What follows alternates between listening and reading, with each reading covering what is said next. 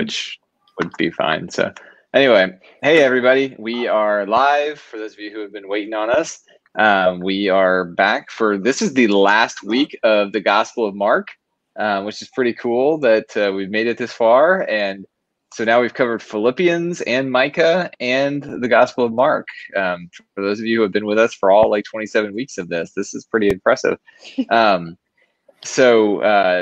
Again, if you're chiming on with us, go ahead and comment that you're watching, so we know who we're talking to, and we'd love for you to chime in. If the Howard family ends up watching with us today, the cat is literally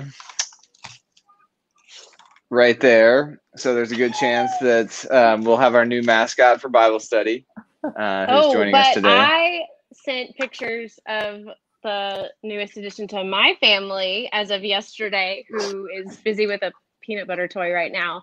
But very if the nice. Howard kids are watching, that's Rosie. Oh, there we go. Yesterday. So we've got two Bible study mascots now. Is the dog named after Rosie the Riveter? 100% yes. Okay, I was fairly certain, but I was just asking for clarification. It's 2020, and I decided that we need like a "we can do it" attitude to get us through the end. So hopefully Rosie's going to be a great catalyst of that attitude. Very nice. I like it. If you've got it like adds a responsibility that just the fact of feeding the dog in the morning is an accomplishment that you can say that you did. We accomplished quite a bit. We had a very big day here, so nice. So, all right. So Keri, Lynn, and I are going to do Bible study while our houses get torn apart by our animals, and want to introduce our special guest, who is somebody very special to both of us. This is Kelly Carpenter, and I know Kelly because she was a year ahead of me at TCU, and we did the Wesley Foundation, which is the campus ministry, Methodist campus ministry on campus there. And the story I'm just going to share of Kelly's influence in my life is, well, there's multiple, but when I first got to TCU, they did a game called Where's Waldo in the Wesley Foundation, and what they did was took well, not all freshmen, but some freshmen who were gullible and willing to do it, and they took your picture normally and put that on a piece of paper, and then Kelly, who is very skilled in the theater arts, would dress you up like a character, and then people had to find you on the streets of downtown Fort Worth while you were in your character. Well, it was raining that day, so we ended up in Hewlin Mall, and Kelly convinced me to dress up as a pregnant woman. So I had a pink velour jumpsuit on with a wig and full makeup and a little basketball tucked nicely into my stomach. And I cannot tell you how many salespeople at Sears in the Hewlin Mall were completely creeped out that I was there. But she did a good job. So, Keri, Lynn, you want to tell everyone how you know Kelly? Yeah, so Kelly may be the only person in the whole wide world who knew both David Lessner and Keri Lynn Lucas when they were in college. So I met Kelly when I applied to work for Kelly when I was 19. I was still a student at the college I went to we don't speak of it. It's like Voldemort. That which must not be named. That which must not be named. And, that which was not TCU. That which was not TCU. True facts here. And I got to work for Kelly when she was the director of Youth, Children's, and Young Adults Ministries for the conference. So I got to really see the really cool connectional pieces of Methodism that I didn't get to experience growing up. And I got to go to all kinds of conferences, and that's how we met Leanne Hadley, who was our guest a couple weeks ago. And that's really what, like, that internship was kind of the catalyst for my discernment to seminary and then to ordination. And Kelly was the one. David, it's all Kelly's fault if you're ever upset, because it is. I'm still mad at her. When I found out that my last church wasn't going to be able to keep me, my first call was to Kelly. And I said, I don't know what to do. Who do I work for? I need to work for smart, fun people. And she said, call David Lessner. So Kelly's the reason we're all here. That's the moral of the So Kelly I and got to go. Oh, I was just gonna. oh, I got to go to all kinds of places with Kelly and do all kinds of fantastic opportunities. I've been in Africa because of Kelly. I've been back at SMU when I was not at school because of Kelly, and everything in between. So Kelly's just a great person that has influenced so many lives, and she hates that I'm complimenting her this much right now anyways. I was just going to say, so Kelly works in our conference office in leadership development, and her role has changed since she first started there. But so Kelly, you want to tell everyone a little bit more about what you do? Sure. Yeah. So in the summer of 2017, basically at the same time I went on maternity leave, I officially became the associate director for the CLD. And so now my role includes supporting our campus ministries, our Wesley Foundations in North Texas, our coaching initiative. We do leadership coaching across the conference, vocational discernment, and just I'm an associate in the world of associates. And I'm a layperson. So that's kind of a unique role in the conference staff. So yeah, she also has the unique distinction of being the first layperson guest on Wednesday night Bible study here. Yes. The first who is not also a candidate for ministry. So like for ordination. Okay. Yeah. You're this close. Okay. She's more divine than we are, is what we're saying. That's true. Yeah. And Kelly's married to Joe. Mm-hmm. And y'all have one children. One children. I'm gonna speak very. She has many in one. Yes. Yeah, it's kind of a trinity. It's every kid is multiple things. Yeah. All the children. She's so cute. Thank you. So, all right. Anything else y'all want to share before we get rolling? Kelly, did we miss anything on you and all your greatness and all your brilliance? I think that's plenty on me. That's plenty. Okay, we'll see what else. We'll see what else we can drag out. I felt bad coming up with questions. I was like, well, a lot's going to get personal real fast. It'll be fun. I noticed that. It was a different take on Mark than I was expecting. My bad. That's fine. So, all right. So we are in the last week, everyone. We're in Mark 16, which is kind of an interesting one that we'll get to later that has two endings. So look forward to that. But Keri Lynn is our MC for tonight. So let's turn it over to her. I don't know if it's ever like my condolences that I'm your MC tonight or not, because it's just always interesting either way. So Mark 16. So just I think it's important to talk about some of what we talked about at the beginning of Mark here at the end of Mark. So Mark's gospel, just a reminder, or if this is your first time, Mark's gospel is the shortest gospel. A lot of material in Mark, almost all of it, is found in one of the other three gospels. That'll be kind of important a little bit later. When Mark includes details, you can always kind of like your ears got to perk up kind of when Mark includes like a strange detail or someone's like specifically named. Because it's a short gospel, there's not a lot of details that Mark goes into.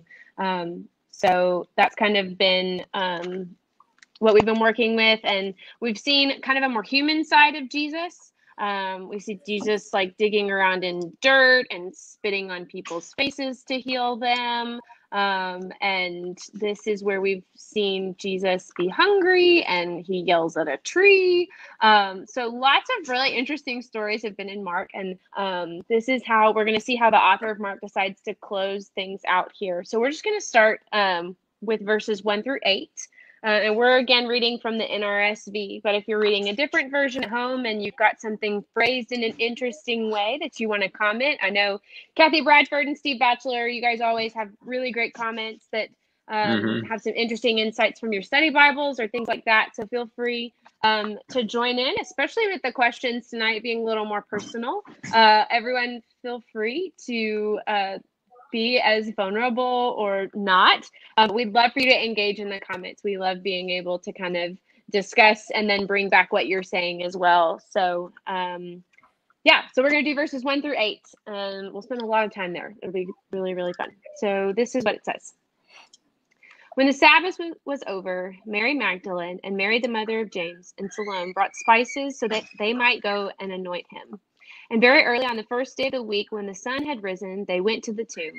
They had been saying to one another, "Who will roll away the stone for us to the entrance from the entrance to the tomb?" As they looked up, they saw that the stone, which was very large, had already been rolled back. As they entered the tomb, they saw a young man dressed in a white robe sitting on the right side, and they were alarmed. But he said to them, "Do not be alarmed. You are looking for Jesus of Nazareth, who was crucified. He has been raised. He is not here. Look, there is the place they laid him. But go, tell his disciples and Peter that he is going ahead of you to Galilee. There you will see him just as he told you." So they went out and they fled from the tomb, for terror and amazement had seized them. And they said nothing to anyone, for they were afraid. Now, in my Bible, I don't know about everybody else's at home, but there's kind of an indication to the next section. And it says the shorter ending of Mark. I don't know if that's in David and Kelly, your versions at home. So we're going to stop there, and we'll kind of come to the whole other short ending. So we just finished Mark. Business. Yes. We're done. Yeah, we're done. We're just finished. Yep. There, we did a whole gospel. Okay, so let's talk about these verses, and then we'll talk about why is my Bible weird and it says short and long endings to a gospel. So here we have three women, the three women that are named, which is not Mark's MO really when it comes to women. Previously, Mary Magdalene was the first to be named at the crucifixion a previous chapter ago.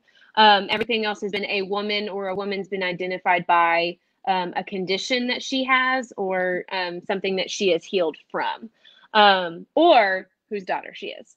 So here we have three women that are named, and they're going to the tomb. And in the previous chapter, we also know that the women witnessed the stone covering the entrance to the tomb.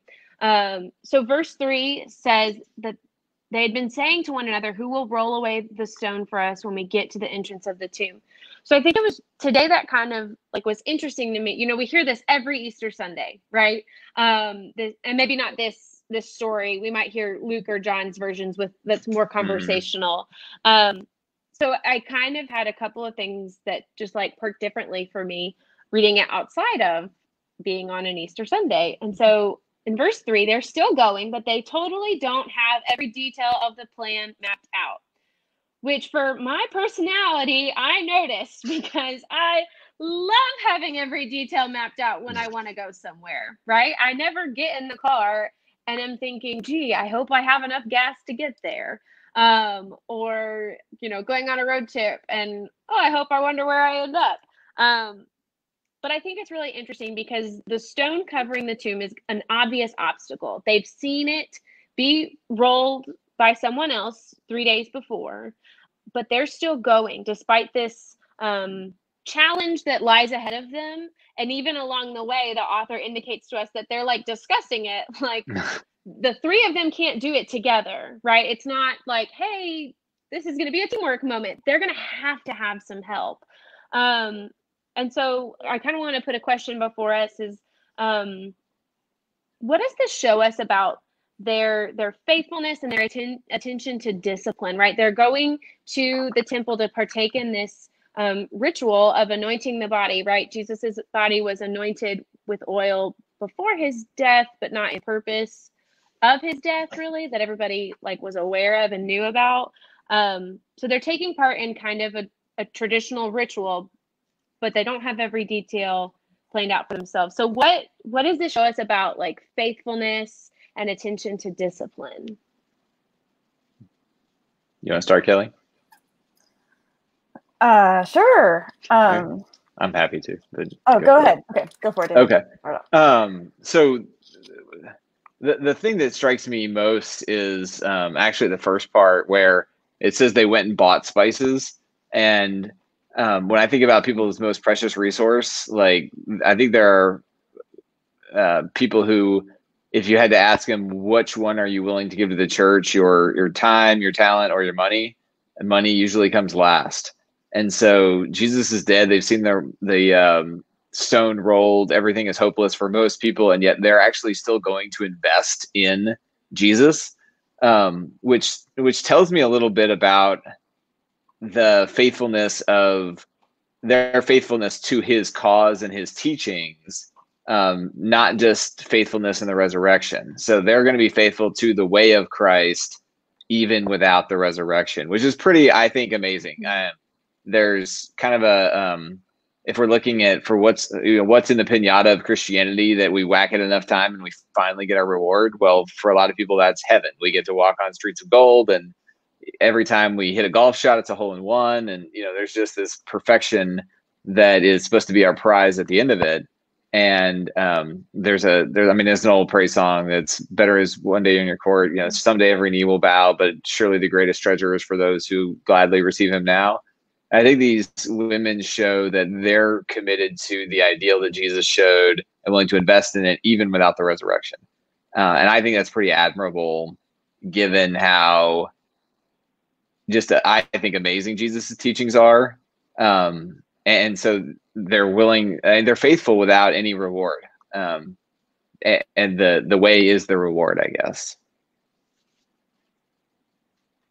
Well, I'm so glad you went first, because that feeds right into what I didn't really like. I mean, maybe it's jumping to the end, because I think where this conversation might get to, right, is that part of Mark's whole point and the whole conversation that I learned about the endings and stuff this week is this faithfulness is the resurrection, like with or without, right? And so that their story is yet another example, in way you just described it, interpreted, of faithfulness regardless of literal resurrection or not, which is a fun theological journey for me. Yeah, well, no, and we used to ask that to youth in Atlanta. I remember I had a great youth minister I worked for who loved to just push buttons, and the kids really thrived on it too. So he would push buttons, and we would read stories like this, and he would consistently ask, what's it, if there's nothing in it for you, what are you willing to do? Because if we're called to sacrificial love, and no greater love than that is a person can love another, give their life for another person. And all the heroes we lift up are generally self-sacrificing. Then how much are we in this because we get some prize at the end, or how much are we in it because this is just the way to live? This is the best way that humanity can exist together with creation. And I think there's a level of discomfort with that question, with a certain contingent of people. Yeah, I think one of the other things that I drew from this, with the question that Keri Lynn posed about it, was faithfulness and discipline to people where ritual is important. And so, right, for me, ritual is important. And I found that through this last few months, I'm sure a lot of people, but even before that in my life, when I didn't have the funeral ritual to go through myself when someone had passed, then closure and the grieving process is a lot harder for me, because communal ritual is just a part of how I access feeling and emotion and things like that. And so for me, what you label as faithfulness and discipline also reads as a part of their ritualized grieving process that they were attending to. Yeah, that's a great point. And I think even in this account, that I think we'll see differently maybe from some other resurrection accounts, as they're going together, and the importance of community that was so vital to kind of that ancient Israel culture that carried on into Jesus's time. Everything was done together, right? Jesus builds this community of disciples, and even in their grieving, these three women go and do that together. And that's a really beautiful thought. David, did you have something else, a thought? I was just looking at Steve's comment. Steve commented they were faithful that someone would be there to roll the very large stone away. And the scripture says they're kind of questioning if someone is going to be there to do that. So I'm not 100% sold on that idea, but I think it's an interesting question of, if we've already got the duel between the Pharisees and the Sadducees, and the Pharisees believe in a resurrection and the Sadducees don't, and these two different Jewish ways of thinking, and then Jesus has been telling them that he's going to come back and he's going to knock down the temple and destroy it in 3 days. There's a question about, even though this is very much about the ritual of grief. I think Kelly put it well. It's about the ritual of grieving going on. I almost have to wonder if they get named here because they're the ones who finally get it when everybody else didn't. And if their faithfulness is like, so their reward is they get named because, hey, look, these are the people who actually got it. They're faithful to continue going because they do believe, even if it's not now, they're anointing him for resurrection in the future. So that's kind of an interesting thought of maybe their faithfulness is when everybody else gave up, they were the ones who actually listened to Jesus. And we've seen that throughout Mark, the disciples are just kind of morons, clueless. I don't know what the best word for it is, Yeah. I mean, that's what I saw in this, right? This is one of the first, and I think what we'll talk about in all of today is like, where is everyone else? Like Mary, mother of James, where's James? We bought spices. Like, we've encountered humans that we could have said, hey, strong spice selling person, come help us. We could have added to the team along the way. So did they not ask other people? Did they just go? Were they afraid to invite others? Did others turn them down? And yet still these three marched forward. Like, we don't hear that other part of why it's only the three of them. Yeah, that's good. So that kind of leads to the next question I have, and it's a little more of a so fast forward to 2020 contextual question. So the way that I kind of interpret, and I agree with Kelly, the times where I've had the most significant spiritual discipline and really on like a daily schedule kind of feeling are the times that I have had really profound spiritual experiences that did not come from like, and this is not meant to be like degrading, but didn't come from like a well-manufactured moment at camp that was super intentional, right? Like I've experienced it in when I get up and I pray every morning, and there's one morning something just hits differently, or when I decided to read through the Psalms one year every night. So when we adding kind of ritual and discipline things, what I've learned through doing that is you have to engage in those things, particularly like daily tasks. You have to engage in them even when you're not feeling it, right? Julie Stelly, who sometimes hops on, would want me to tell you, like, you should brush your teeth twice a day, even if you're not feeling it. Right? There are things we do apart from our spiritual lives, even if we're having a bad day and we want to lay on the couch all day long. Like, hopefully you're still brushing your teeth, right? So I kind of thought about, like, if you either one of you want to share just like a story or even an example from ministry of what does it look like to show up in faith or in church or in spiritual discipline? Take any or all of those that you want when we're not feeling it. And where have you seen that kind of impact either yourself or someone else? I'm just thinking like, so for Sunday morning worship, every week so far and forever, it seems, I've had someone from a previous ministry experience, whether it be in Atlanta or Kansas or Stonebridge or wherever, or a friend from college who will comment and be like, hey, I watched your service today. This was awesome. So I'm always thinking, okay, well, I got a whole bunch of context now. And I'm just afraid that any former youth are going to hear this. But as soon as I read that, when you sent those out today, I was like, almost every day of youth ministry for the last 6 months, I was doing it. And part of me knew that I was only going to be in that context for a little while Lindsay was doing school, and I poured myself into it. Like, I love those kids, and that was still one of the hardest places I've ever had to leave. But after Sunday morning, I get geeked up for, we do Sunday school, we do worship, we do a lot of other things. But then it was a 4 o'clock to like 9 o'clock lineup of youth praise band, youth choir, youth puppet ministry, youth whatever. And then I led a young adult group somewhere in the middle of that, and then followed by big Sunday nights. And it was just exhausting. So the memory that came throughout the week was just how tired I was leading up to it. So every Sunday afternoon, I just dreaded that it was going to happen again. But every Sunday night I left thinking that was the best Sunday night we'd ever had. Because, we'd have some new kid who came and and really connected with some people, or we'd play a stupid game and everyone would be laughing. And it was just great to see people enjoying each other. Or we'd have, I remember one kid who we were talking about like what heaven was like, and he goes, "That sounds like the most boring thing ever." And then we ended up having the greatest conversation about heaven and challenging assumptions about heaven. So I really do think I don't think I was called to be a youth minister. And so I was getting a little tired in that role, but golly, I had some of the best experiences on the days I did not want to be there. Mm-hmm.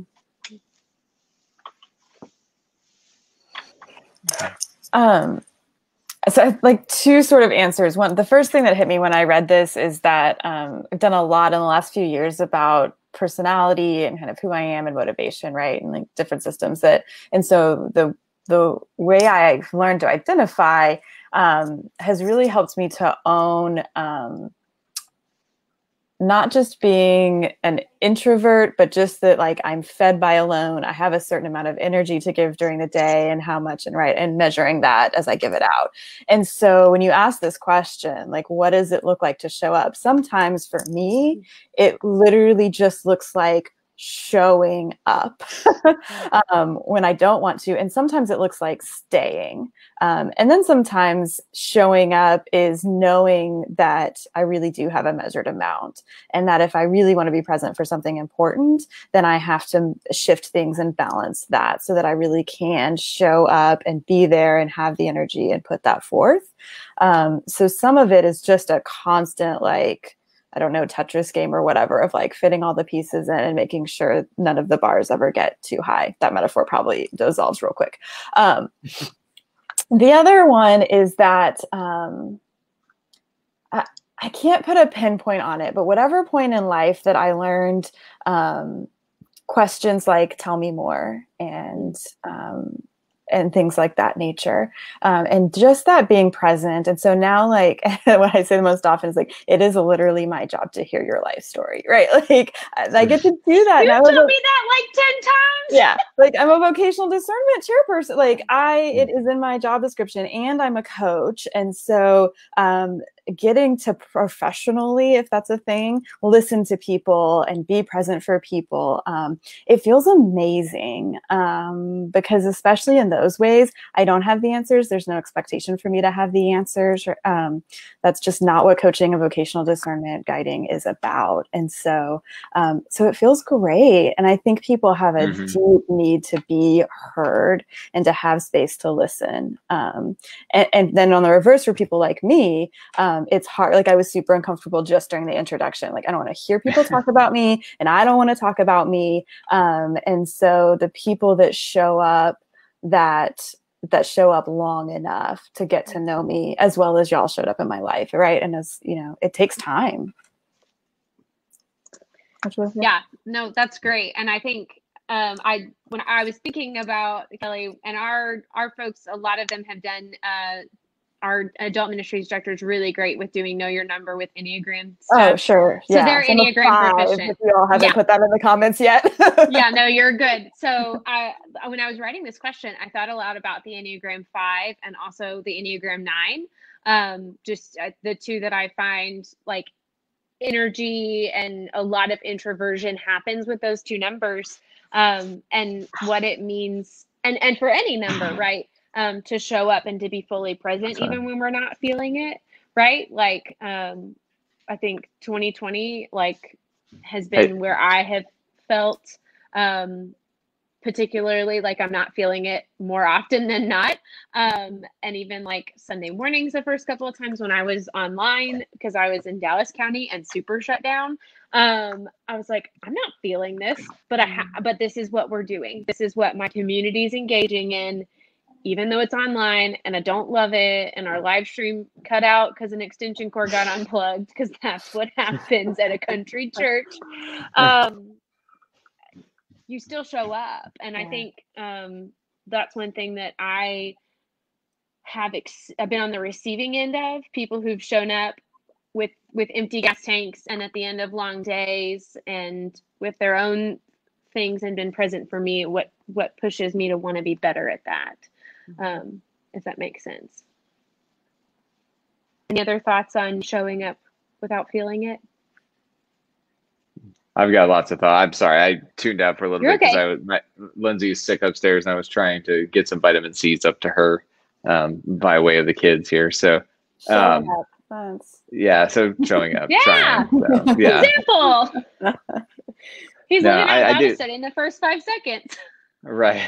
I do think it is the idea of just being present that we're talking about is really a big deal, and it's very interesting whenever I do a funeral that obviously I lead the service, but for some reason it means a whole lot when I stay at the reception for a while. And I'm an extrovert, so I'm talking to everybody, but even like at weddings and funerals where I don't know everybody, the very act of being there and not just like, so it's not sliding in doing the 30 minutes of the actual service, but then staying for the celebration part of that, right? The celebration part of the reception of life, or the celebration of the reception of the marriage, or whatever.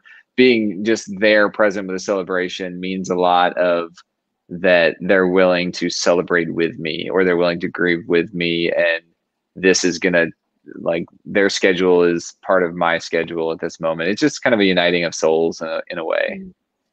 That's good. So let's move to verse 7. So we're still in 1 through 8, but so verse 7 says, "But go tell his disciples and Peter." This is the person, not descriptive. We don't get much description of who this person. The person telling the women, "Go and tell his disciples and Peter that he is going ahead of you to Galilee. There you will see him, just as he told you." So the author of Mark, whoever they may be, decided it to be important enough to include this detail. Go and tell his disciples and Peter. Now, last I checked, Peter was a disciple, but we had a little problem with saying we weren't going to deny and then denying Jesus. And again, let's pretend the Gospel of Mark ends here. Let's pretend we don't have any other Gospels. That we're just working with Mark here. So kind of two questions maybe together for time's sake for us. So simple, why was Peter singled out here? But also maybe tell a story about being singled out and maybe like being called by your name. Like for me, it's always been when someone calls me Keri Lynn, they know me. When someone calls me KL, they really know me, right? That's a big deal. When somebody, like, I remember like when David like switched and started calling me KL, I was like, I'm in the club. And it's my name, but that's what happens to me. There's something about being called by that nickname that's endearing. And it doesn't say go and tell his disciples and the one that denied him, right? Peter's just named, and not for his transgression. So where have you seen the image of God and the verbiage of God, that God calls you by your name? As we see from Isaiah 43, I believe, is where we've seen that in the Old Testament. Where have you seen that impact you or somewhere in your ministry? I didn't get a lot of time to stew on this specific question today. The non-emotional answer I'm going to give to the Peter thing is that I believe that I've read a couple different places that Mark was somebody who was recording all of Peter's stories for his gospel, because Mark was not a disciple, and so is not. So he was traveling with Peter around the Asia Minor area, recording Peter's stories, and so the gospel according to Mark is a legacy of Peter's ministry and everything. So in that sense, it would kind of be like, here, the disciples, and let's just highlight Peter here because he's the real guy who's doing the work. So there's a little bit of that lends its authority to Mark's gospel, because I don't know if people knew who Mark was, but they certainly knew who Peter was, and it lends some authority to make sure that there's some big time names if he's been associated with Peter. In terms of if just knowing names, I was thinking about this for the sermon this Sunday when we're talking about hallowed be thy name, and I actually thought about the number of people who still call Keri Lynn Keri at our church, even though we've kind of like made fun of that in different ways, including on this Bible study. So they continue to call her that, and I was wondering like if I've ever had my name mispronounced, because David is really not the hardest. I mean, Lessner is sometimes Lestner, but like David is really an easy thing to say. And when I was little, my great grandmother was in a nursing home in Little Rock, Arkansas, and we would go up and see her every now and then with my grandparents.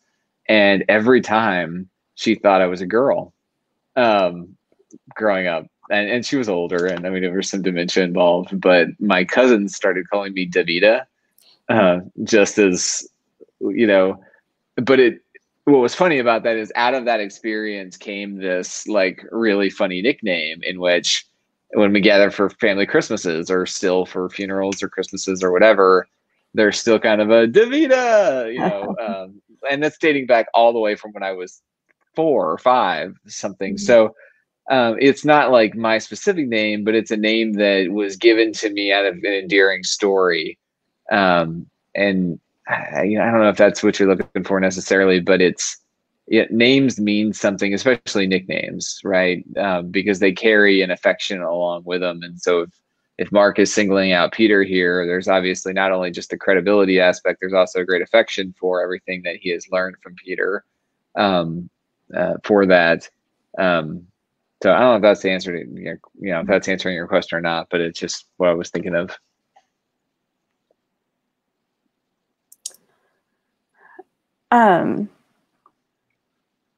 So got the first part with the Bible study part, I thought, I mean, I'm not a theologian, so the only thing that I thought about that was that because we're coming off of the denial, that we still include Peter. Like, let's make sure that we understand, and it's very clear that Peter is still amongst that, and not forgotten, or that denying Christ doesn't separate you from the fold.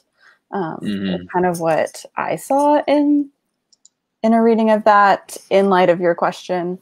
Yeah.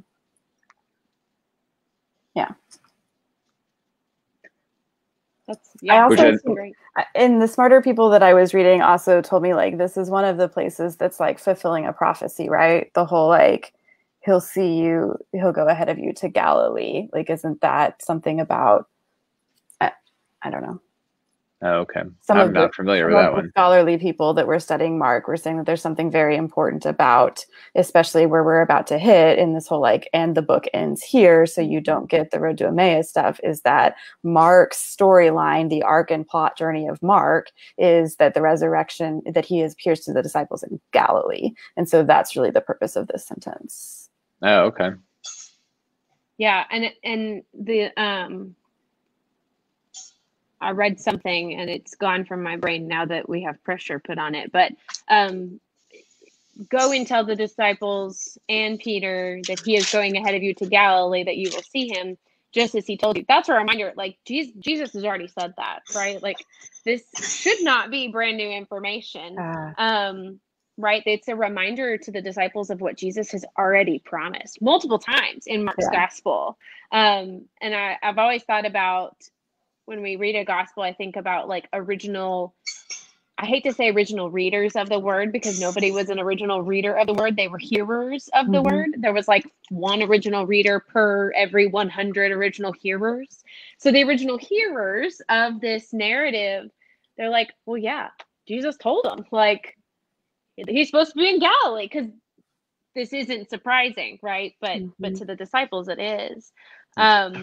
There is kind of a real big connection by singling out Peter when you go back to chapter 14 and verse 28. It says, "But after I am raised up, I will go before you to Galilee." And then right after that is when Peter said to him, "Even though all become deserters, I will not." And it goes into, like, the whole prediction about the cock crowing and everything. So there really is a, like, laying out here somewhat of a redemption moment. I think what Kelly said is really pastoral and a redemption moment that's very clear of, it's so specific in Mark 14 that Peter follows up Jesus is telling that it's going to end, but it's going to continue. And Peter's the one who's like, yeah, but I'm going to continue the whole way, no ending. And now he's not here. And so it's I do think it makes a big point here where Peter is specifically included because he's the one who was singled out before for this. I didn't catch that earlier. That's good. So we'll make time. Okay, so women at the time of Scripture were not regarded as equals, as partners in marriages, as anything kind of really other than really equivalent to like property and maybe even slaves in this time. And yet 3 women are the first who receive, and we can kind of put, gospel message, good news, word about the resurrection after it actually happened. They are the first ones to receive this message. And it's 3 women that are, again, named in the gospel. And so this is a breaking of a cultural norm, right? This is a shell that's being broken out of. And so I just wanted to pose the really like personal contextual question and add whatever Bible study thoughts you have to that. But where have you seen shells be broken and even cultural norms shift because of God's word or good news or word about the resurrection, however you want to phrase that? I think historically we can see it all. William Wilberforce and John Wesley and the Salvation Army and the abolitionist movement in Europe, and how just the end of slavery or end of the slave trade in some parts of the world was due to religion. In other parts of the world, religion furthered the slave trade. So I think you can see it in things like that. You asked a question earlier about me personally, and I was sitting here thinking like there's not a whole lot of shells that I'm not like the perpetrator of more than the receiver of. But the one thing that I do think the gospel is, I have always grown up in a very like consumerism is ingrained within my family, or achievement is ingrained within my family and ingrained within every culture I've ever been a part of here in North Texas. And so the idea of like, even when I was thinking about y'all's commissioning that's coming up, I'm sending out an email on Friday to get people to tune into live stream. And I was thinking about my own commissioning, and I was like, I was thinking of it as a great personal achievement. And on some level it is, because it's a ton of work and it is a great personal achievement. But on the other hand, it is a great community achievement of all the people who have inspired you to be there, how God has called you to be there. And it's, the personal reward out of it is that you get to serve people more. So the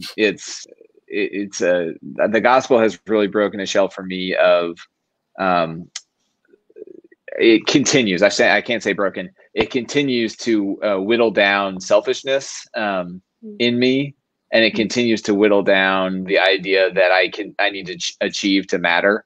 That if I'm not the best person in the room, God still loves me. And if I'm not, I never got my PhD like I wanted to at one point, right? God still loves me, and I'm still valuable. So I think that's a big shell, because I know other people who have had, I can't say midlife crises yet, but quarter life crises at least, because they were being passed over for promotions. They were unsatisfied in their job. Just lots of different things that were all centered around achievement and perfection. And at least for me, the gospel has shattered that in many ways.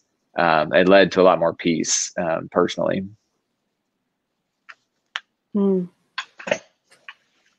Yeah, that's so good. That was all the way back to my morning and staff meeting, and we were talking about a similar concept of the gospel and through our understanding of social holiness and how that creates a different sense of purpose than the world gives us. which is exactly what you just said. Yeah.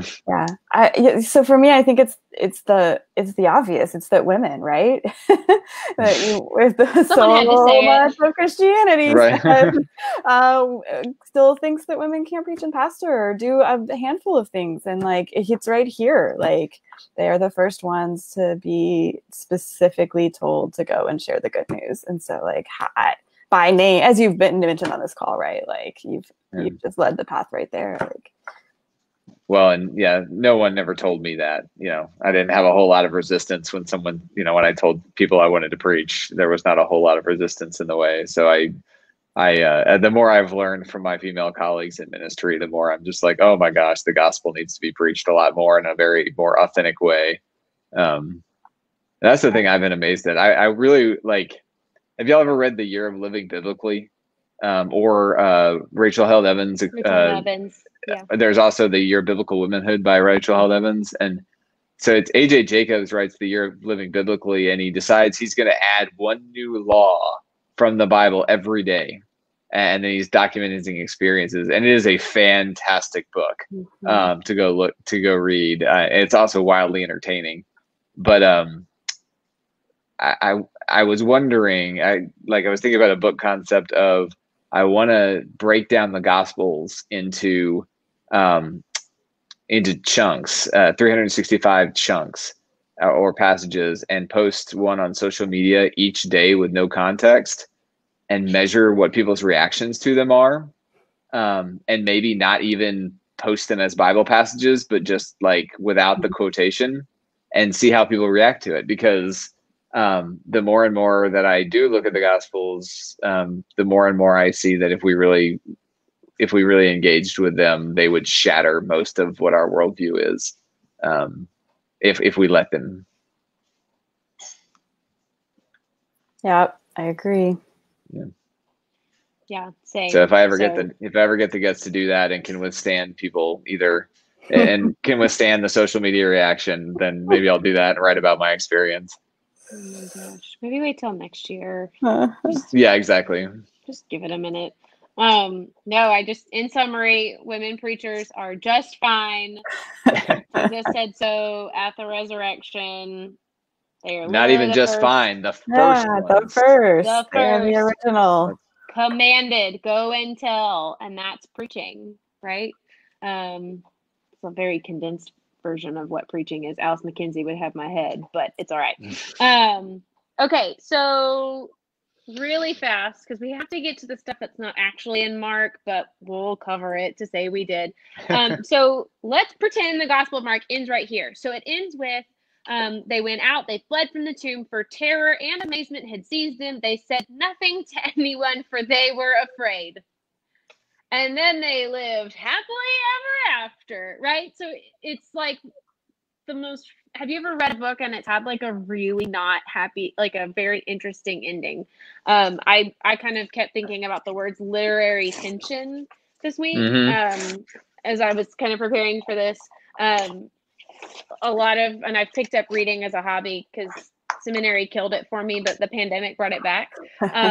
And so there's been so many books that I've read that I'm like, I just have to keep going because but this, you get to the end and you're like, there's nowhere to keep going. Like they're afraid. What happens next? And I think it brings the whole gospel together, right? If we go back to 1:1, it tells us 1:1 tells us everything we need to know.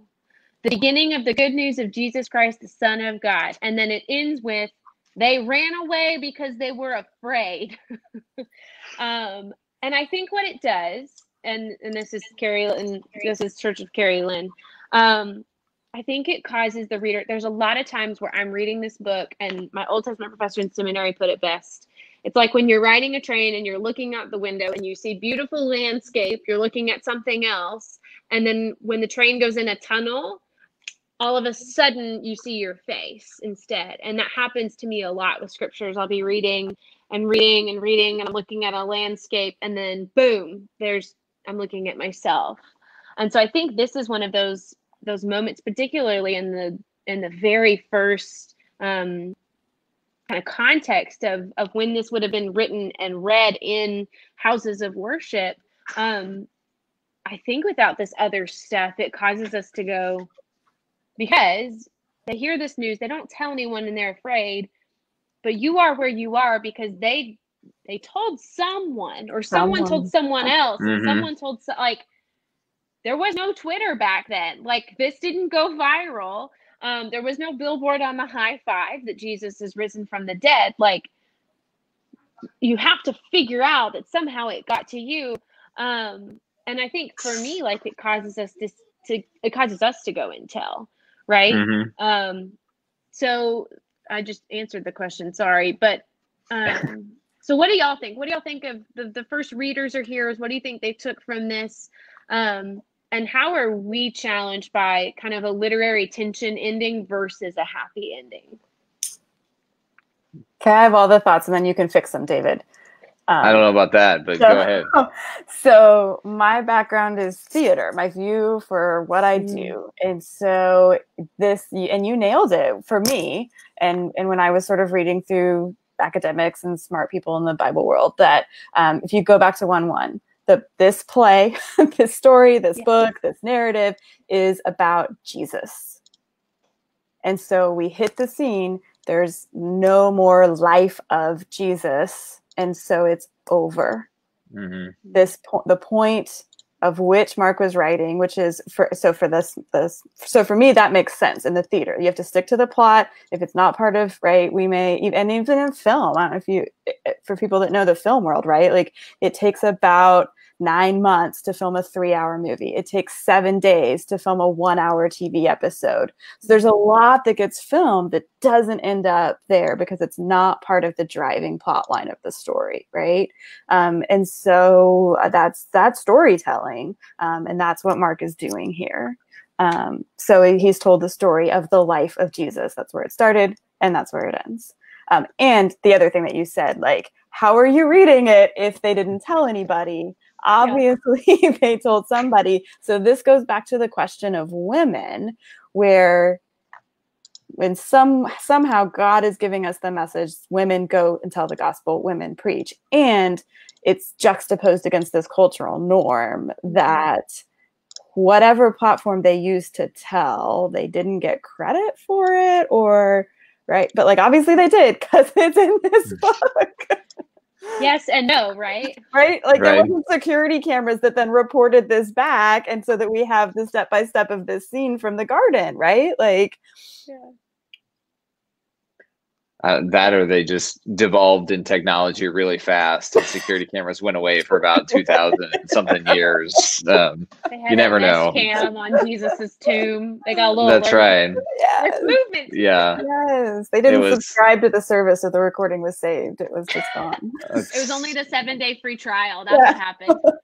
I think they lived in Wakanda, and they just are telling the story this way so that we won't know about all the technological achievements that they've made. So actually, to just totally bring pop culture back around to it, Kelly, I was thinking about what you're talking about, and I had a very similar reaction the first time that I saw Hamilton.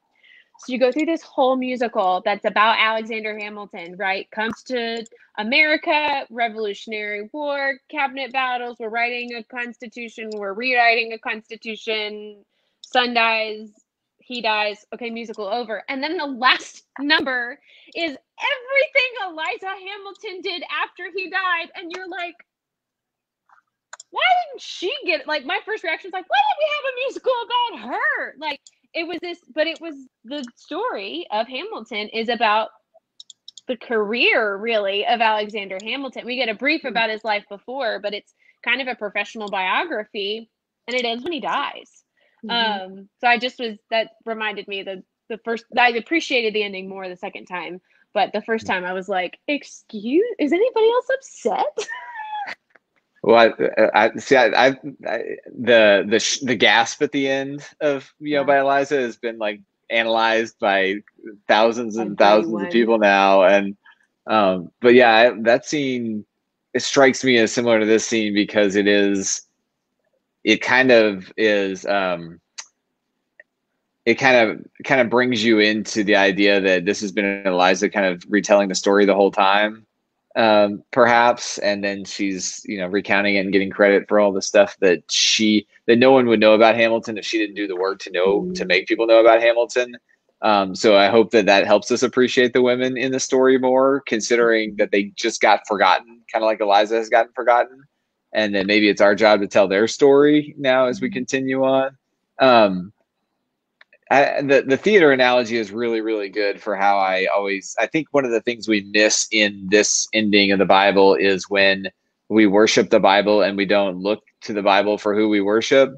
And so we're tying it to a book, thinking that it reads like a story, or thinking that not a story, thinking that it reads like a history book or a textbook, or an instruction book, as opposed to recognizing that Mark was read in churches, or homes or whatever. And so to me, it seems like it has this profound punch of, and everybody was afraid, but we're not.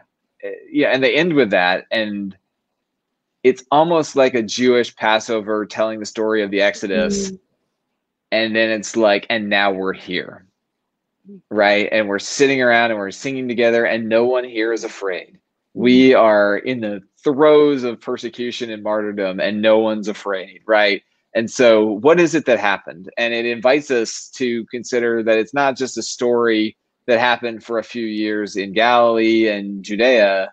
It's a story that we are actively a part of. That there's a part of which I wish I could go and just hear this story for the first time out of Mark and not have the alternate ending or any of the other gospels and see what it impacted me like. Because I do think it's almost the perfect ending for that context to, if I were preaching it, right, I'm in there and I'm saying, and now it's ours. Now this is our story. We're not afraid anymore. And it brings the good news to life, as opposed to the nice little bow that says, and this is done now. Right. It's like just a great cliffhanger. And it's yours to live the resurrection, right? Yeah. So you just cut me off if this is stuff that y'all talked about in the last couple of weeks, but pitch for show up to Maundy Thursday and Good Friday. And at Union, we do a Holy Saturday vigil that is now my favorite thing. But right, if you just jump from Palm Sunday to Easter Sunday, what is that?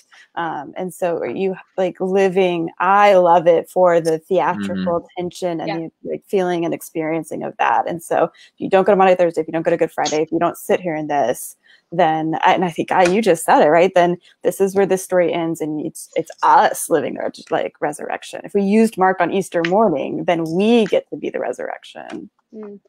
Yeah, a book recommendation for anybody is a guy named Peter Enns, and he's a professor, I think, at Eastern University. Has a podcast called The Bible for Normal People, which is also very phenomenal. It's a great podcast.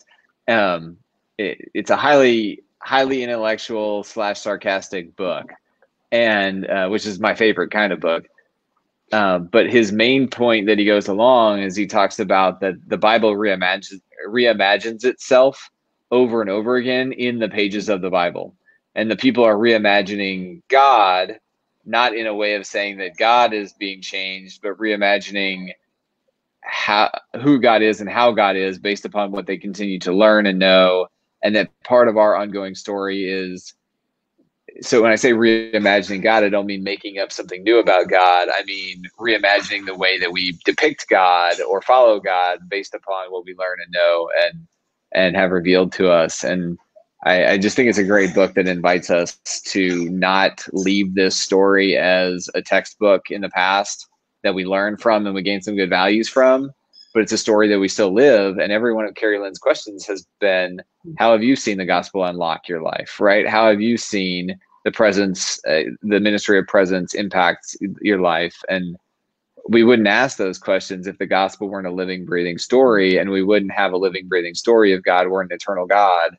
And it's just, I've read through Mark a couple times since we've been starting this study, and I really would love if I could travel back in time to one of those early Christian churches and hear this read, and almost have the preacher drop the mic and everyone go crazy.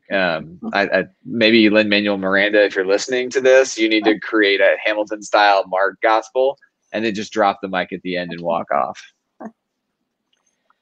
Oh my goodness. Do we think Lin-Manuel is listening right now? We are like his biggest fans. Yeah. In a weekly Bible study. We probably win that. We might be the people who mention him every week in a Bible study. That might be a record we hold with Lynn. But right. If anybody knows Lin-Manuel, just throw him that idea. Tweet at him. All right, I gotta move us along because we have to get to not Mark a little bit. Yes. So let's talk about this. So in my Bible, I have the shorter ending of Mark, and there's this little paragraph, and then it says the longer ending of Mark, and it's the rest of the chapter. So at home, if you're on your phone, I've not seen the phone Bibles indicate this. They might. But it's just something to be aware of if it's not on your phone Bible, to go look at one you might have printed out. I've seen this in most versions where they kind of indicate this. So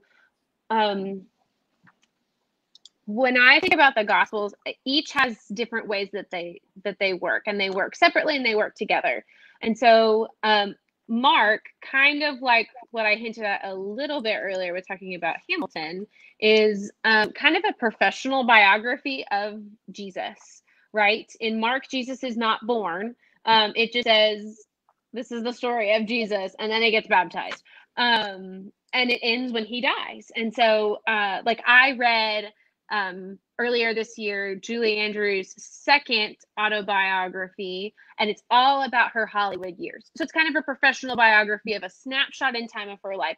In that book, Julie Andrews doesn't talk about being born or growing up. It's just about her time in Hollywood. And it ends on a cliffhanger too, when she decides to go back to Broadway for a little bit. And it just said, the last sentence of the book is, I decided it was time to go back to Broadway.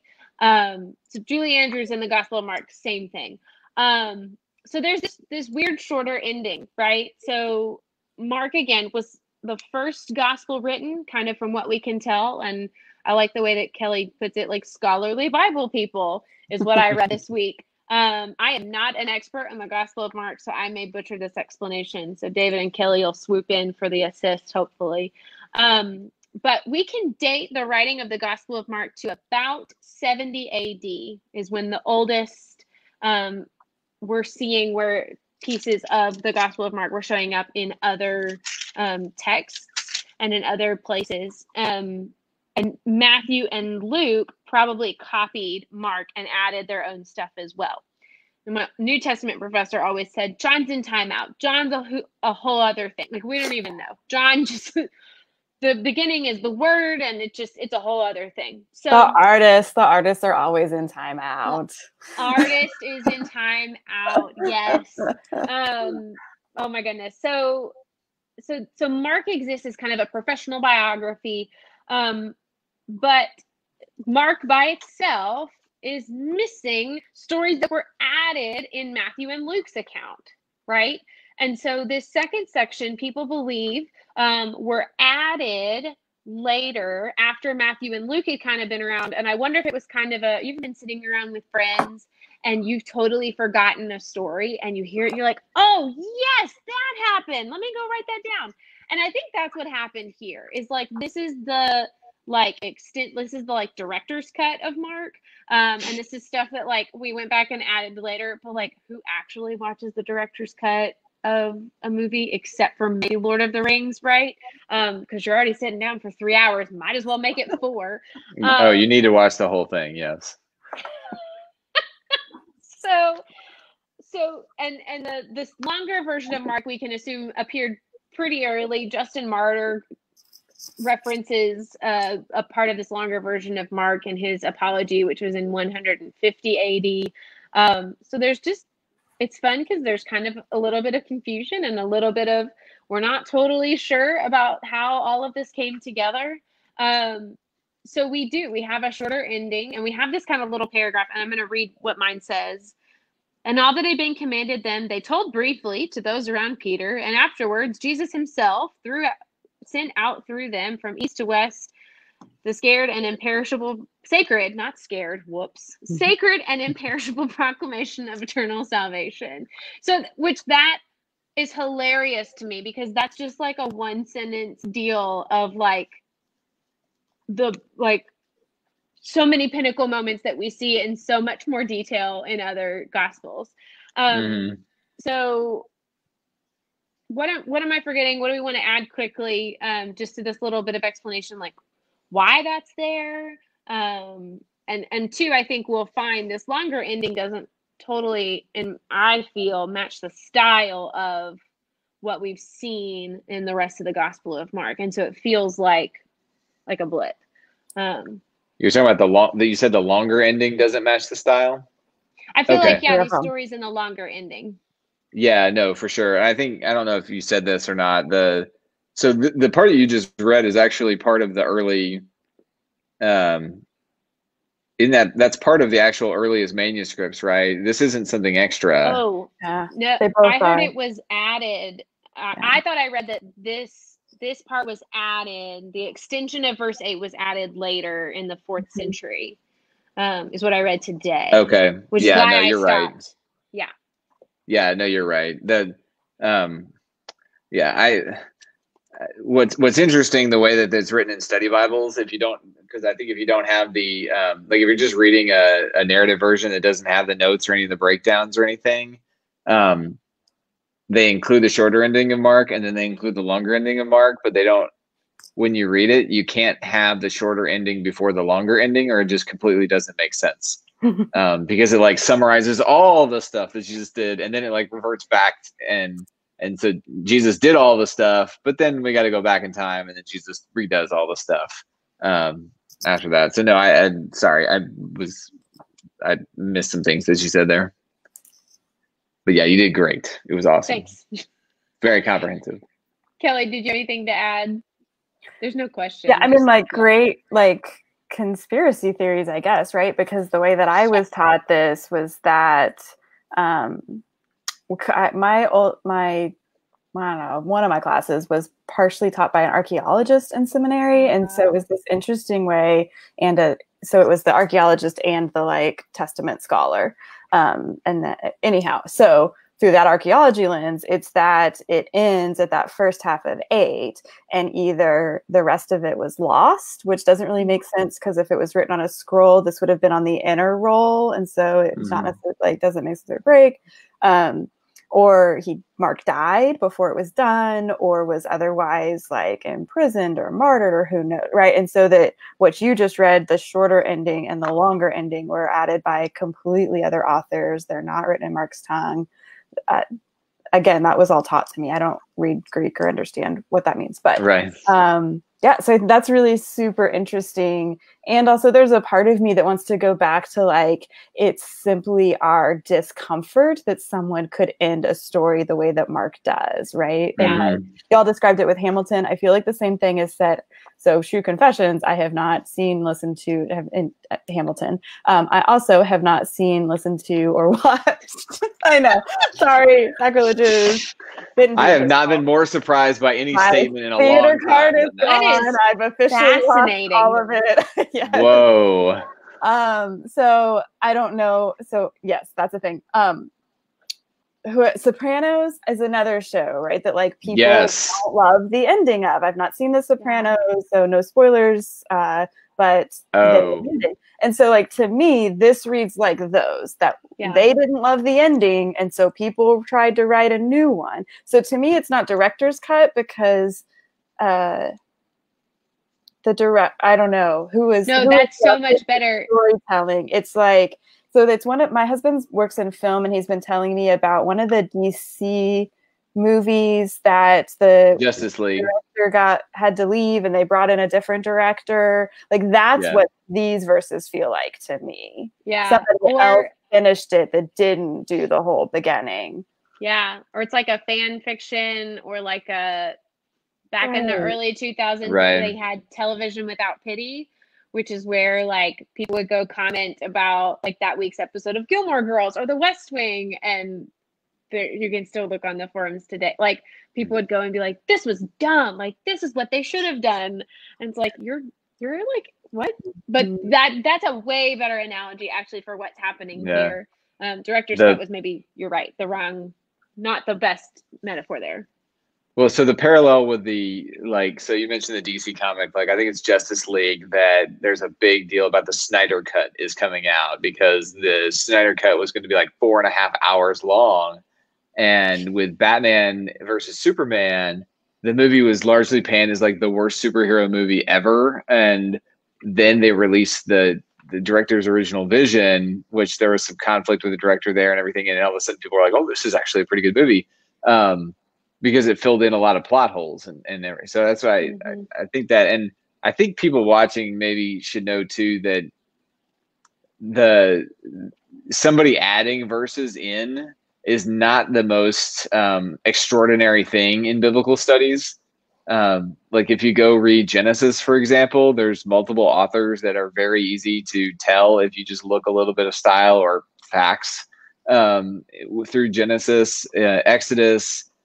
Just throughout the Bible, it's the idea that people would revise other people's work as a living, breathing thing, especially in Judaism, is not extraordinary in the least. And it wasn't until really the late 1800s, early 1900s that anybody ever thought of the Bible as this is a closed, sealed document that zapped down from space. So for this to happen, I think it's important for us to know, biblical studies wise, and devotional wise, that there are multiple endings.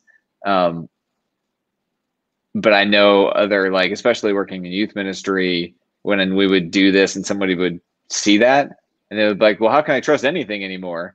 It just wasn't uncommon. I mean, it wasn't anything that anybody cared about as long as the plot line stayed intact. And one of the things that I read just this week was good words for me, was that given that, it doesn't mean that it's not still inspired words. Right. And so, but I think it has a lot to help people unpack how you read, how you see, how you engage in the scripture. And so to know that it may or probably wasn't Mark that wrote the rest of this part, how does that inform your faith? How does that inform your reading of the Bible? And doesn't that fit along with the whole idea of the church reading this being part of the living story of the gospel? That you see how other people started to perceive what the living, there are people in Appalachia that handle snakes and think their faith is going to save them. And we're going to get into that. Just, that's one of the scriptures in here. But so, I mean, you see how people started to take what the gospel meant and how they experienced it and interpreted it. So with that, we need to actually get to this longer ending. So that way we have time to cover what's in it. Because now David just gave us the great bedtime story of people handling snakes. So oh my Kelly, gosh. one of our bits around here has been, for some reason, we always just seem to drop the scariest things from the Bible. And people were tuning into Bible study right before they were putting their kids to bed with their kids listening in the background. So bad bedtime stories with Keri, Lynn, and David has been a great segment on our little Bible study here. Yeah, women are awesome is the take home. And now let's talk about snakes and poison. That's right. All right. So let's just break this up. We'll do 9 through 13. This is an interaction we have with Mary Magdalene. So this is 9 through 13. Yeah, we'll do 9 through 13. Now, after he rose early on the first day of the week, he appeared first to Mary Magdalene, from whom he had cast out 7 demons. She went out and told those who had been with him while they were mourning and weeping. But when they heard that he was alive and had been seen by her, they would not believe it. After this, he appeared in another form to 2 of them as they were walking into the country, and they went back and told the rest, but they did not believe them. So already, it totally feels like reading from a different person. I just can't help but be like, this is season 5 of The West Wing. Aaron Sorkin is gone. It's a whole other show. I've seen that one. Yes. Okay. Poor Kelly. We have a lot of discussions about pop culture around our office, and it just now is part of our language. Is this when Jimmy Smits shows up? No, it's a little bit before. Okay. A little bit before that, because it kind of redeems itself with the election. Season 5.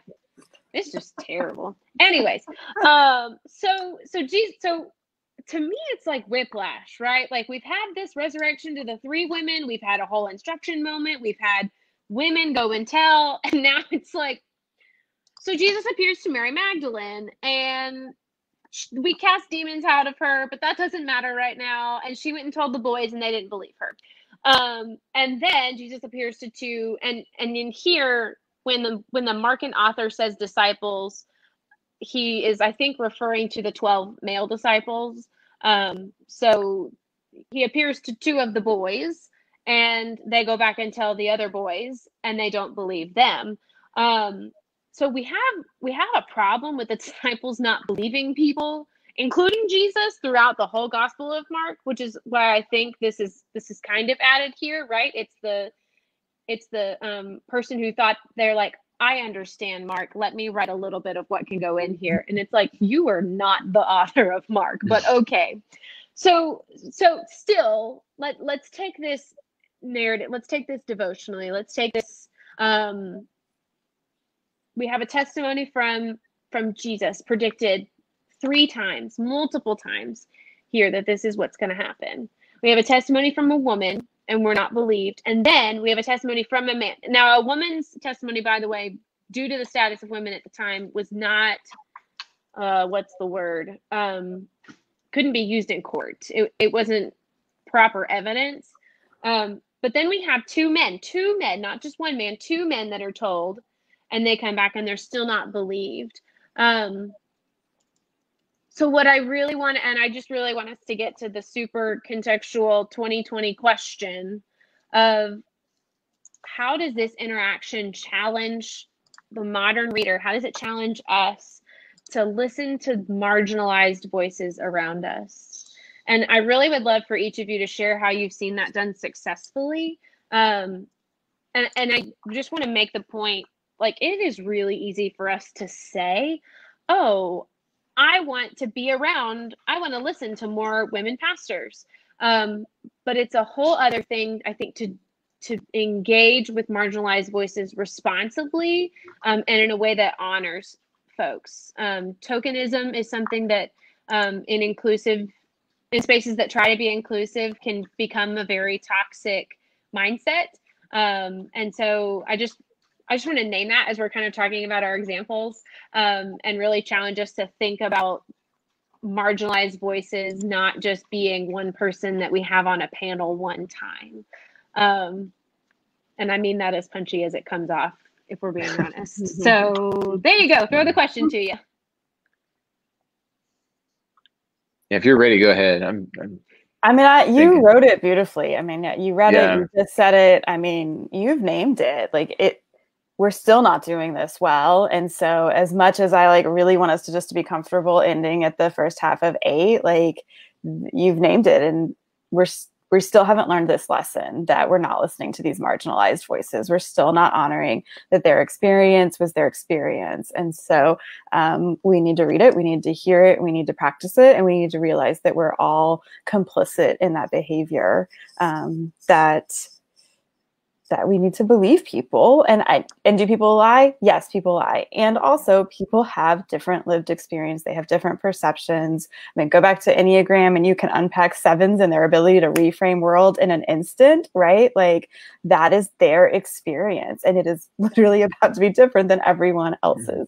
And so it's just huge to see we can't see the world through other people's lived experience. I have to realize that other people experience the world differently because they're not a basically white woman in her late 30s. Mm-hmm. Yeah, I'm thinking about, there's a Maya Angelou quote that when people tell you who they are, believe them the first time. Mm-hmm. And I think about these women who are coming and sharing this experience they had, and nobody believes them. And partly, I mean, obviously it's a guy rising from the dead, so it's a little far-fetched in some eyes, but it also is just incredibly, wouldn't that at least make you want to ask more questions, I think? And so when something seems incredibly hard, we usually just cast somebody off as crazy instead of asking more questions. And I was thinking about, I was trying to remember when with a conversation around race in America and really race around the world, because I'm an international soccer fan, and racism in Italy and England is awful in the soccer world, France, various other places as well. So I want to just say it's just us, but I think it was after the Dallas shootings a few years ago. There was just a sermon I gave, and I remember this one question or statement I made is, I wish we would have listened earlier. I wish we would have listened when people were just telling us as opposed to having to show us. And I wish we would have listened and engaged in conversation with people who have a different lived experience than we do before they had to riot or protest or they got hurt because they were doing, just walking down the street in Dallas. I wish I wish we had listened earlier. So I think I see that starting to live out well through, like in Collin County, there's 2 churches. It's really mainly one. We should give all the credit to one community church that they've started this initiative called Unity Table. And it's a phenomenal thing. We haven't done probably as well as we should at promoting it, but they have like Unity Table captains that help match families or individuals or couples up of people who don't look like each other. And they have specific questions. So they gather around a table and they ask each other, or they're on Zoom these days and they ask each other and help. And it's not like, hey, tell me what you think of police in America. It's, tell me about how you grew up. Let's humanize each other. And so that when you come down the street and you say, oh my gosh, I have the best news, you don't think, oh, they're just crazy. They're probably just crazy because they don't think like me or anything. So I do see like that's an example of where it's going well. Mm-hmm. I got to step away for just 1 second. You're okay. I had a thought and it's totally gone from that point. So I think I'll just move us along. I'll come up with my thought another day. So let's do 14 through 18. So it says, later he appeared to the 11 disciples as they were sitting at the table, and he upbraided them for their lack of faith and stubbornness because they had not believed those who saw him after he had risen. And he said to them, go into all the world and proclaim the good news to the whole creation. The one who believes and is baptized will be saved, but the one who does not believe will be condemned. And these signs will accompany those who believe. By using my name, they will cast out demons, they will speak in new tongues, and they will pick up snakes in their hands. And if they drink any deadly thing, it will not hurt them. They will lay their hands on the sick, and they will recover. So even for the disciples who struggle to believe, and we've got 5 minutes, so this may be our last question, unless we can do lightning round of my last question. But maybe let's try to lightning round this. So even for those who don't believe, the disciples who don't believe the women, don't believe Jesus retelling them 3 times throughout the whole gospel, and don't believe the 2 men that come to them, they are still commanded to go and tell, and they are given crazy town authority, crazy town gifts, and they are still used for the advancement of God's word here. So where have you seen this in your ministry and in your personal experience, that the grace that's given even to those who don't believe or even to those who have questions?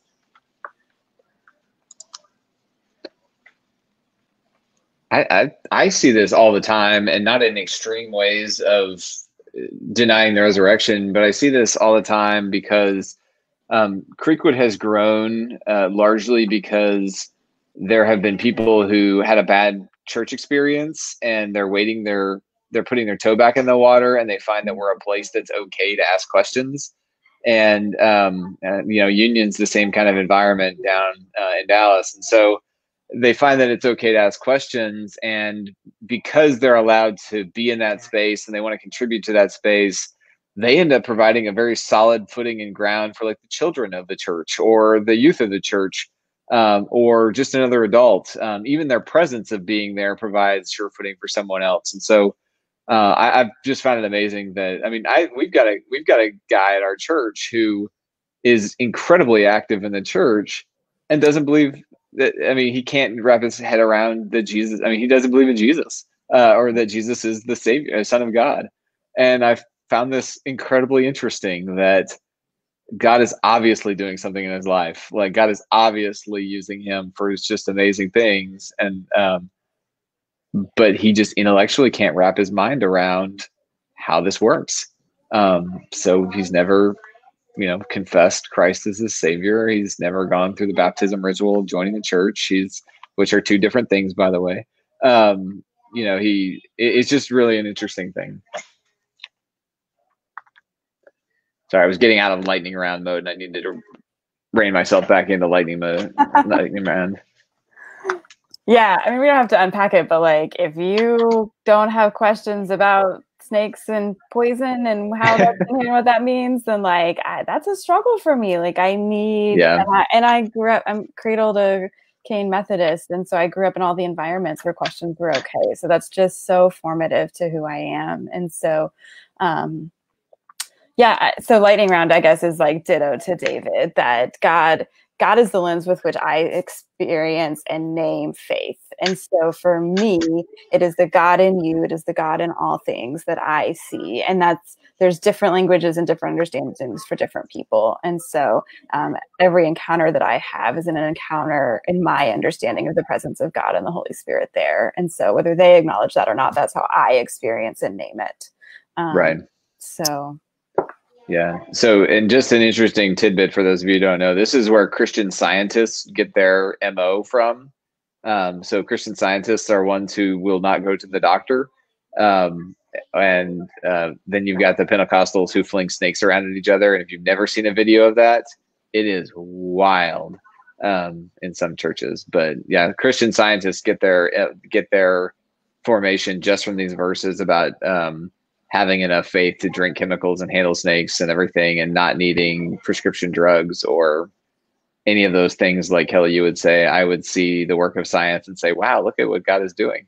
So, all right, lightning round. I forgot. Right. Sorry. You've got to, yeah. All right. Now you have to super lightning round, because we are finishing the Gospel of Mark, because last time I didn't finish my chapter and we don't have time for that next week. So, okay.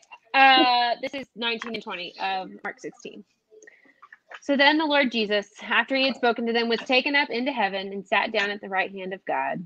And they went out and proclaimed the good news everywhere, while the Lord worked with them and confirmed the message by the signs that accompanied it. So, lightning round.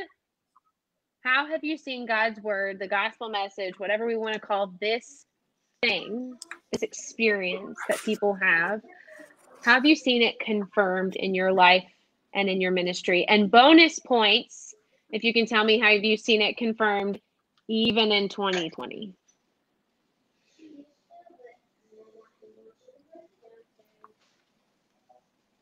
So I think to piggyback on how I answered earlier about the need for achievement not being a defining factor, that has mellowed me and humbled me to an extent.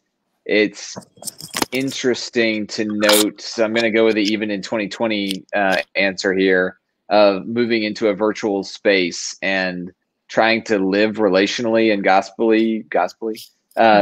with other people, and receiving messages from people who say, I see what your church is doing and I love it, and they live 100 miles away from us. And so it's the confirmation, I suppose, of I wouldn't be doing what I'm doing if it wasn't the humility that I felt from God, and kind of that humbling notion. So I think that when I see that, and kind of like Wesley says, if even I can be redeemed, right? And I haven't done anything terrible or horrible. It's just if I can be brought into this realm of being used for some glory of some sort, then, and to see that it's happening 100 miles away from somebody I really don't know, it's kind of an interesting and affirming or confirming notion. So for me, this is like the call and the rising of the laity. And that's how I see it in 2020, is that just trying to put this lightning round is hard, because it's just the So in 16, we see 3 women. So if we're disciples, we're our like ordained preacher people, Jesus is called people of the time, right? Then we have 3 lay people, 3 women that are called to go and tell the gospel. And I think especially in 2020, people are taking care of people and pastors are working their butts off. I mean, like y'all are putting in a bazillion, gazillion hours, and everyone shout out to your membership at Creekwood, send love to your pastors. They are burning the midnight oil all around. And the people are reaching each other. The people are opening up their backyards for these pod gatherings. The people are texting and taking care and doing congregational care for each other. Things that somehow we had, as a layperson, we had sort of abdicated to the clergy, a lot of the work of the church. And so I see the gospel message coming through in 2020. And it's, I hope what we learn and keep is refining the role of the clergy back to poet and temple person and this sort of thing, and allowing congregational care and the ministry of the laity to really resurrect and live out. Yeah, no, I'm glad you said that. And I'm sorry, I was really distracted when you're asking the question by trying to balance a few things going on. But I just want to share a story about that real fast and just say the name Peggy Stapp on the internet, because Peggy was desperate to connect people in this kind of older adult population who were so lonely. And so she took it upon herself and she organizes communion for us when we're in person. So she took it upon herself to make these like portable communion bags and went out, got like 2 other captains, and they sat in cul-de-sacs in this active retirement community we have. And, 60 to 80 to 100 people drove by and got communion elements in their neighborhood, kind of chatted with each other, checked on each other, and then got on Sunday morning and virtually did the liturgy together with the elements they had been given by Peggy Stapp and her friends. And so to me, it was, for all the conversation like around the high holiness of the Eucharist, and if we were able to do that virtually, or we're supposed to all be together to do that. And it almost was the opposite of the Eucharist was the tool to go out and to live the gospel outside of the sanctuary. And it was a great vehicle of doing that, which in my understanding of communion really is what it leads to. So yeah, I'm really glad you said that and kind of brought my mind back into all of that. Okay, we did it. Yay! Way to go, everybody. We made it through Mark. Oh my goodness. That was our longest book so far by like at least 7 chapters. Yes. Wow. It was the longest so far. But we did it. So next, everybody, we will be doing all, I think, 70 something chapters of Isaiah. Oh my God. Totally kidding. A year and a half. Yeah, no, it would be a long time. I'll see you back this time in 2 years for the last chapter. Right. She'll come back for the last chapter of John. No, we're going to be starting. Yeah. David might be. Oh, no, you're back. David usually freezes up once a week too. So not a long time. It's been this is when I get to tell stories about his college life then, right? He's frozen and can't interject. Absolutely. Yeah. That's when you get to tell all the great stories. I think I was the most boring college student in history. Yeah. Well, a lot of sports injuries. That is true. I went to the emergency room every single year I was on campus at TCU. I broke my foot. I broke my thumb freshman year. I broke my foot sophomore year. I got bitten by a brown recluse spider my junior year. And senior year, I think, was when and Kelly went skydiving with us. Our Sunday school class went skydiving, and oh, thank you. We went skydiving, and somehow or another, like, I got an air bubble in my sinus cavity. And it was one of the most painful things ever. So I ended up in the ER and waited for about 3.5 hours, finally got back, and the doctor comes and he's like looking, and all of a sudden he just starts tapping on my sinus cavity, and then he goes, and I felt fine. So I paid about like $250 for the doctor to tap on my cheek. Okay, yeah, it's very Tony Romo, like going to the hospital this many years, Pretty all much. these injuries. Poor David. Yeah, I probably would have had a much more glorious intramural career if it weren't for all the injuries. So, anyway, Wow. All right, everybody, we're gonna wrap up. I know I need to get off here pretty soon, but thank you everybody for joining us tonight. If you need more college stories, feel free and call the conference office and let Kelly regale you with whatever tale she can come up or make up about me. But we will be starting Ruth next week. So join in for studying Ruth. We're gonna have some more special guests that are going to join us. Thank God. We're back in the Old Testaments. So interesting. So anyway, everybody, thanks for journeying along with us. This is so much fun with you to do on Wednesday nights, and I hope everyone has a good one. So bye. Bye,